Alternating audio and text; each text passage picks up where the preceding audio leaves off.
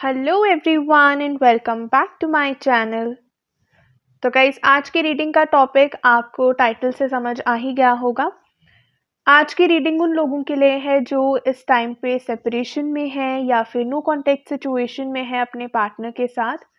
तो आज की रीडिंग में हम लोग जानेंगे कि क्या है उनकी करंट एनर्जीज, क्या रिलेशनशिप का स्टेटस है, क्या वो आपके बारे में सोचते हैं, क्या आप लोगों के लिए गाइडेंस रहेगी। तो आज की रीडिंग में हम इस सब चीज़ को चेक करेंगे in detail. Guys, this is going to be a general reading. तो जो भी चीज़ आपसे रेजोनेट करे, डू क्लेम दैट। जो ना करे आप उसे छोड़ सकते हैं। तो चलिए करते हैं आज की रीडिंग को स्टार्ट एंड लेट्स सी क्या है आपके पार्टनर की करंट एनर्जीज एंड क्या है आपकी करंट एनर्जीज।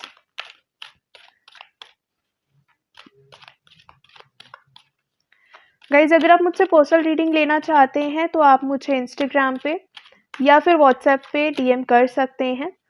दोनों का लिंक आपको डिस्क्रिप्शन बॉक्स में मिल जाएगा। एंड ऑल्सो अगर आप रेमेडीज़ का फ्री असेस पाना चाहते हैं एंड अपकमिंग स्पिरिचुअल इवेंट्स के बारे में अपडेट जानना चाहते हैं तो आप व्हाट्सएप कम्युनिटी ग्रुप ज्वाइन कर सकते हैं।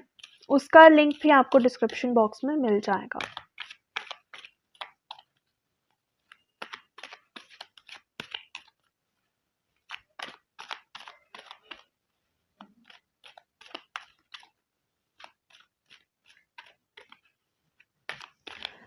अगर एक जनरल एनर्जी की बात करूं जो मुझे राइट नाउ फील हो रही है, दैट इज आई फील यहाँ पर काफ़ी सारे मिक्स्ड इमोशंस मुझे फील हो रहे हैं। For some people I feel you are feeling very depressed, you are feeling very heavy. कहीं न कहीं आप काफ़ी ज़्यादा ऑब्वियसली दुखी हैं क्योंकि ये सेपरेशन चल रहा है आपके लिए और एक दूरी है, तो आप कहीं न कहीं उस चीज़ की वजह से काफ़ी अपसेट हैं। Definitely yes. तो एक एनर्जी तो मुझे ये फ़ील हो रही है जहाँ पर आप बहुत ज़्यादा डिप्रेस्ड हैं या फिर बहुत ज़्यादा परेशान हैं and you genuinely want this person to come back in your life and आप चाहते हैं दोबारा से रियूनियन हो। एंड कहीं न कहीं आप बहुत ज़्यादा हेवी एनर्जी के साथ ये चाहते हैं, काफ़ी ज़्यादा ऑब्सेसिव एनर्जी है राइट नाउ आपकी।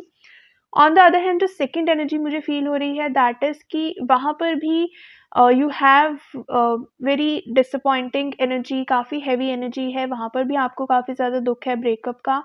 But at the same time now you are in that energy जहाँ पर कहीं न कहीं उस चीज़ ने अब आपको फ़र्क पड़ना बंद हो गया है उस चीज़ की वजह से। कहीं न कहीं उस चीज़ का जो इम्पैक्ट है वो विद टाइम कम होता जा रहा है। There was this time in your life probably जहाँ पर आप बहुत ज़्यादा पैशनेट थे अबाउट दिस रिलेशनशिप और दिस पर्सन एंड कहीं ना कहीं you wanted that person to come back. But क्योंकि वो चीज़ें नहीं हो पा रही वहाँ पर, वो चीज़ें आपको क्लैरिटी से नहीं मिल पा रही हैं, तो कहीं ना कहीं अब आप में वो एनर्जी आ रही है दैट अब आप भी उस चीज़ को और एक्सटेंड नहीं कर सकते, अब आप भी और एफर्ट्स नहीं लगा सकते। So these kind of emotions are there. So basically एक एक जनरल मैसेज की बात करूँ तो काफ़ी हैवी एनर्जी मुझे फ़ील हो रही है। डेफ़िनेटली बहुत ज़्यादा डिसअपॉइंटमेंट यहाँ पर मुझे फ़ील हो रही है, बहुत ज़्यादा पेन मुझे यहाँ पे फ़ील हो रहा है, इमोशनल पेन बहुत ज़्यादा यहाँ पे है। बट येस, उसके 2 डिफरेंट पर्सपेक्टिव्स मुझे यहाँ पे फ़ील हो रहे हैं एट द सेम टाइम। कुछ लोग हैं जो अभी भी who are looking for a patch up, who are waiting for a patch up and उतने ही पैशन एंड उतने ही फीलिंग्स के साथ वो पर्सन उसके पीछे लगे हुए हैं, उस रीयूनियन के पीछे लगे हुए हैं। But at the same time the second energy is जहाँ पर कहीं न कहीं अब आपने थोड़ा एक्सेप्टेंस अपने मन में लाया है एंड यू आर लाइक कि अगर इतना सब करना पड़ रहा है देन व्हाट्स द पॉइंट। सो इस टाइप की मिक्स्ड एनर्जीज़ मुझे यहाँ पे राइट नाउ फ़ील हो रही हैं। Now let's also check with the cards कि क्या है करंट एनर्जीज़ आपकी और आपके पार्टनर की। If any of this resonates with you, please do let me know in the comment section. I always read the comments and it helps me to connect with you guys better. आप चाहें तो आप अपने partner के बारे में सोच सकते हैं, उनके बारे में विजुलाइज कर सकते हैं, उनका नाम ले सकते हैं बार बार ताकि आप और बेटर तरीके से इस रीडिंग के साथ कनेक्ट कर पाएँ।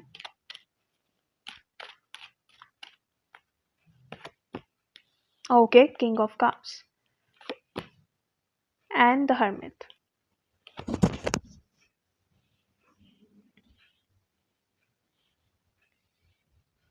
ओके, सबसे पहले अगर आपकी बात करें तो I feel you are a person who probably would have been a little more giving person in the relationship.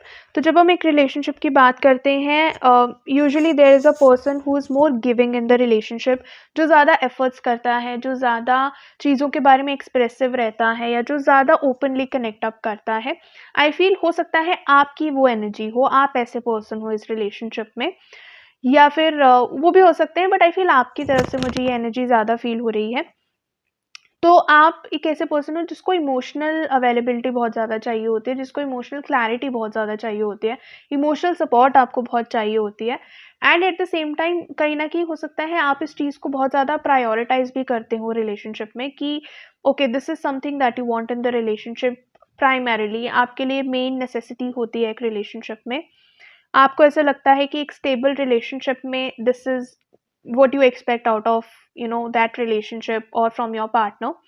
तो कहीं न कहीं इस टाइप की एनर्जी मुझे फ़ील हो रही है, एंड ऑल्सो आई फ़ील हो सकता है आप काफ़ी ज़्यादा स्टेबिलिटी सीक कर रहे हो अब, कि आपको स्टेबिलिटी चाहिए, इमोशंस में बहुत ज़्यादा अप्स एंड डाउन्स आ रहे हैं, बहुत ज़्यादा इम्बैलेंस आपकी लाइफ़ में चल रहा है। So now first of all आपको स्टेबिलिटी चाहिए, ताकि एक ठहराव आपकी लाइफ़ में आ पाए।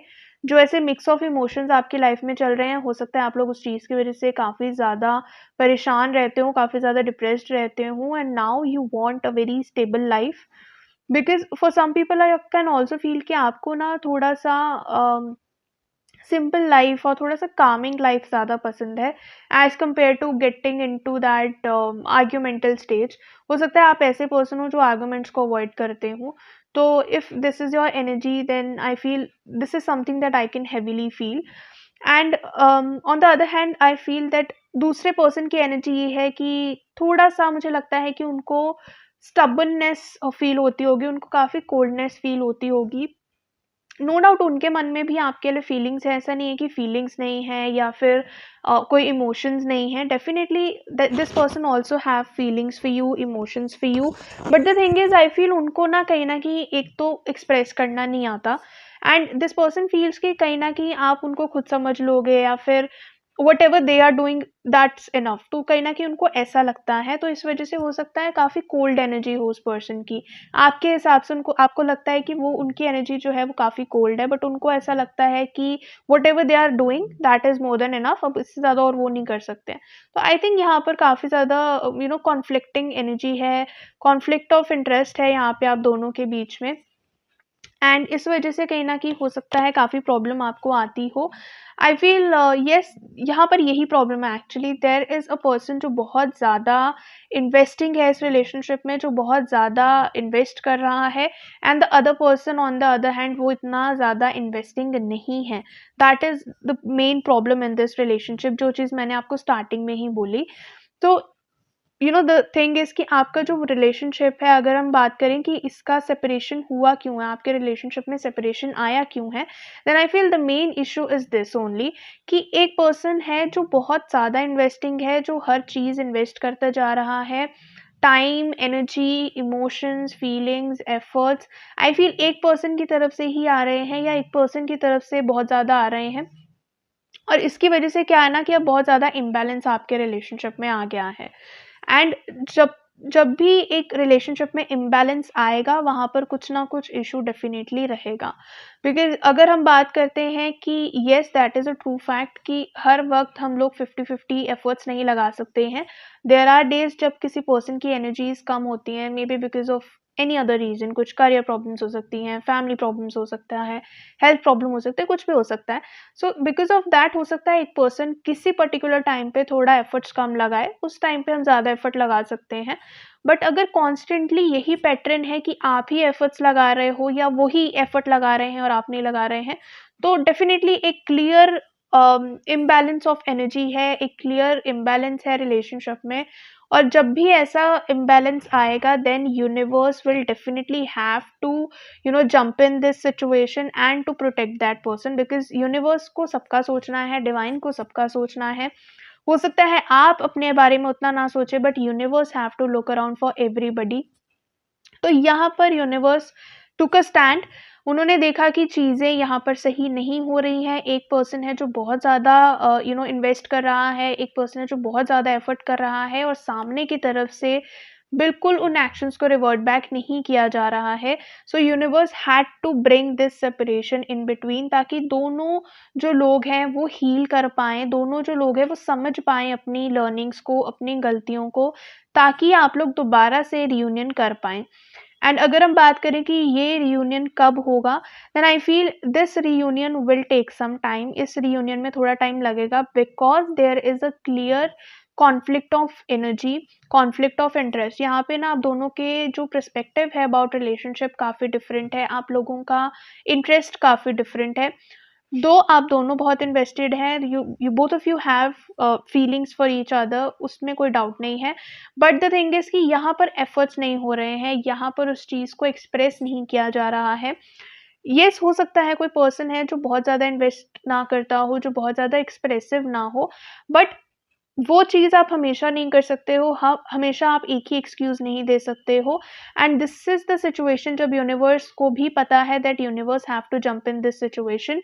बिकॉज़ कहीं न कहीं हो सकता है आप अगर ज़्यादा इन्वेस्टिंग है तो आप इस चीज़ को हमेशा छोड़ देते हो कि चलो कोई बात नहीं, I will put in efforts, या आपके पार्टनर अगर ज़्यादा एफर्ट करते हैं तो वो इस बात को छोड़ देते हो कि चलो कोई बात नहीं, I will put efforts. But universe ऐसा नहीं करती, universe always do justice, universe हमेशा सबके साथ सही करती है, सबको बैलेंस करती है। And this is what the universe is doing right now.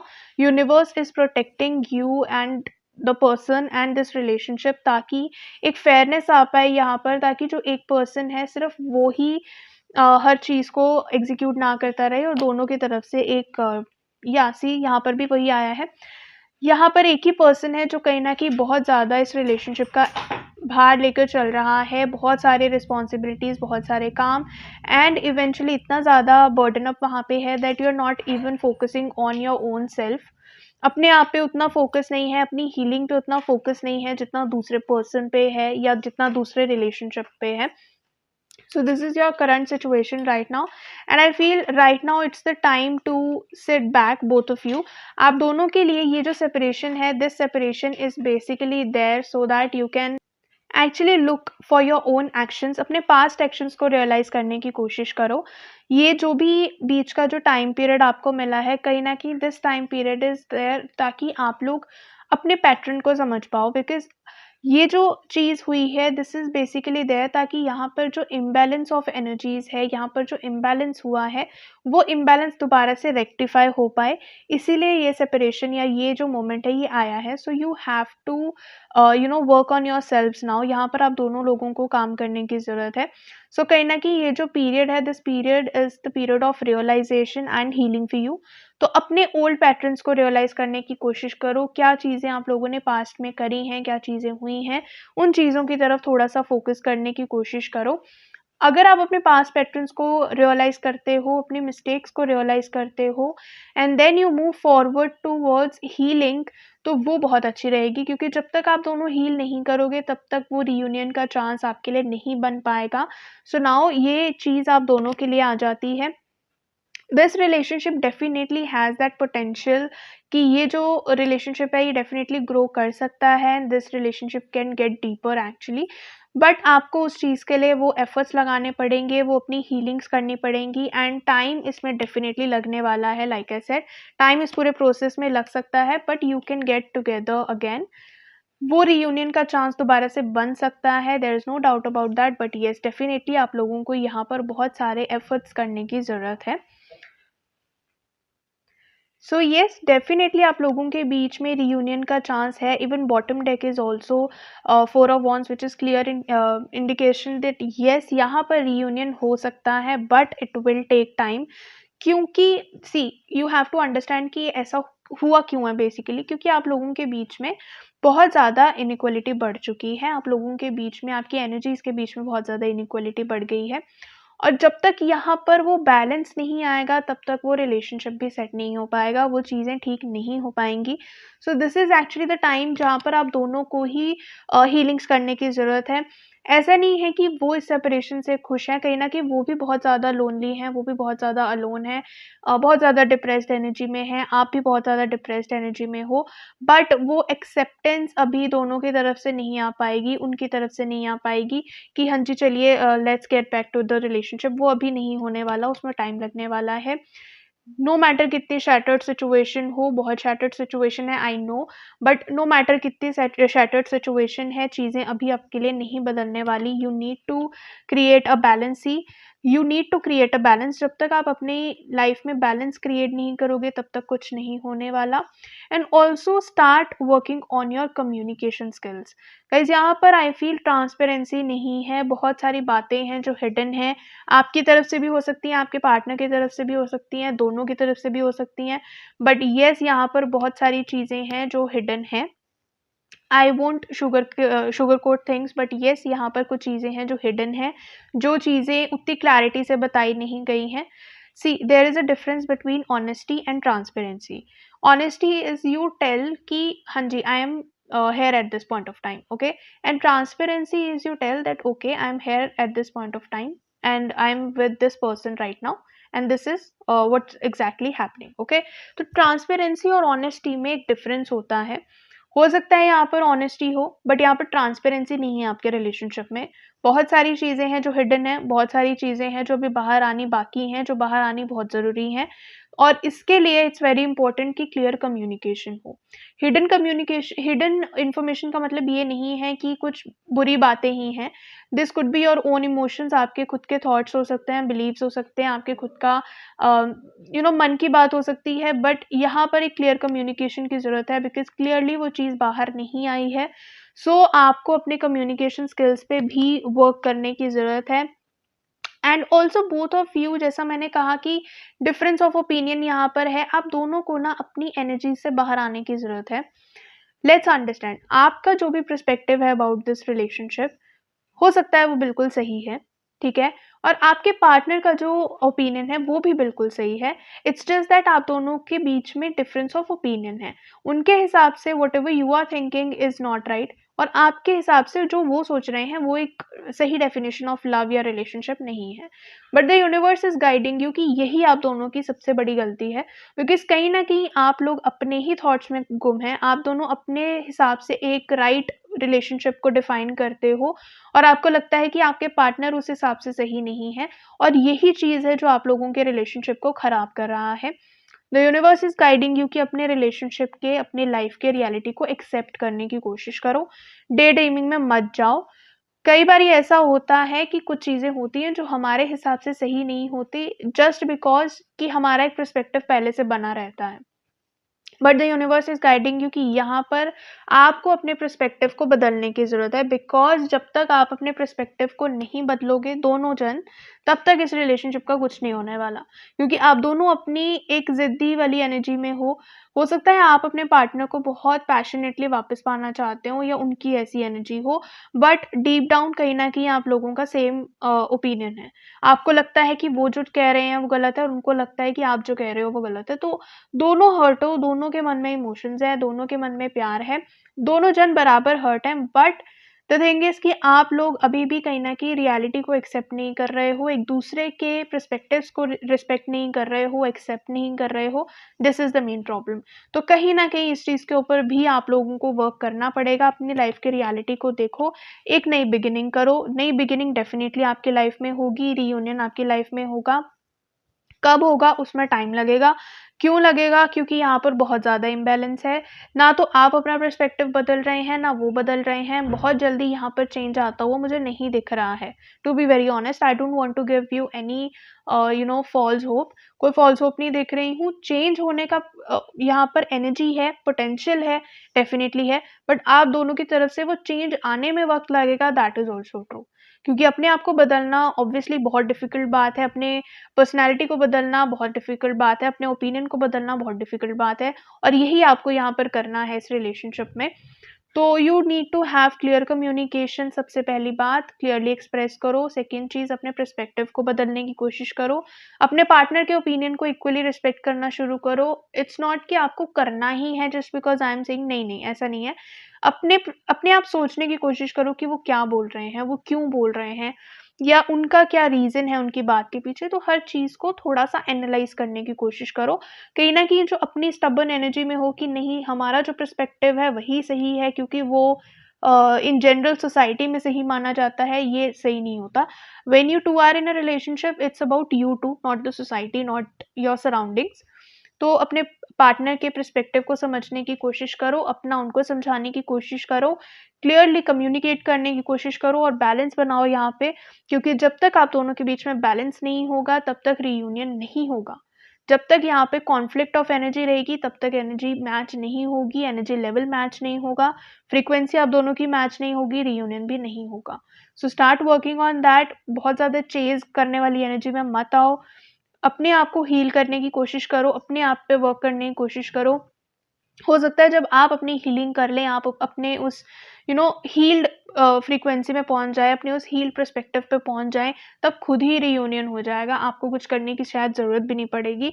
So start focusing on your self. अपने आप को एनालाइज करो, जैसे मैंने बोला अपने पास्ट बिहेवियर को एनालाइज करो, क्या चीज़ें आप सही कर रहे हो, गलत कर रहे हो, वो देखो, उनके पर्सपेक्टिव को अंडरस्टैंड करने की कोशिश करो, and then things can get better. यहाँ पर वो पोटेंशियल डेफिनेटली है।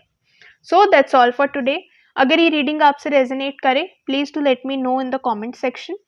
अगर आप मुझसे पर्सनल रीडिंग लेना चाहते हैं तो आप मुझे इंस्टाग्राम पे या फिर व्हाट्सएप पे डीएम कर सकते हैं। दोनों का लिंक आपको डिस्क्रिप्शन बॉक्स में मिल जाएगा। ऐसे ही daily tarot guidance and remedies लेने के लिए भी आप मुझे फॉलो कर सकते हैं। अगर ये वीडियो आपको अच्छी लगे, please do hit the like button, and अगर अभी तक आपने चैनल को सब्सक्राइब नहीं किया है, guys please do that as well. Thank you so much for watching the video.